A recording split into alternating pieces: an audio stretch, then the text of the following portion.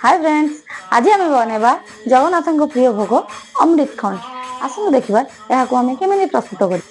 अमृत खंड बनवाई मुझे गोटे 400 ग्राम दही नहीं आम गोटे बाउल ले सुखिला कपड़ा पकई आम चिपुड़ी देवा। एमती चिपुड़ा जमी से दही रे समस्त पानी भल भाव ड्रेन हो। तो तापाई आम गोटे थाली रे एभलिया गोटे जगह को रखीदबा एवं ता उपरे कौनसी गोटे भारी जिनिस रखीदबा। दही रु पानी ड्रेन होता समय रे आम गोटे 100 ग्राम रो चीनी एवं 200 ग्राम रो आंब नहीं नबा।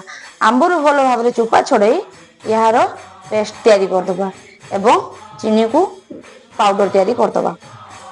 देखंतु आम एबे आंब चीनी रो पेस्ट करदेले याकू गोटे बाउल नबा एवं गोटे स्ट्रेनर एवं ए आंब चीनी रो पेस्ट को स्ट्रेनर रे भल भाव फांकी नबा जेमती सेथिरे गोटे भी लंग्स न।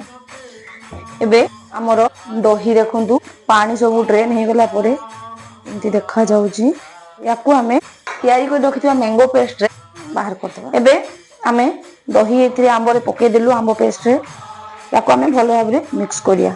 एमिति मिक्स करिबा जेमिति कि एथिरे गोटे भी लंग्स रहिबन।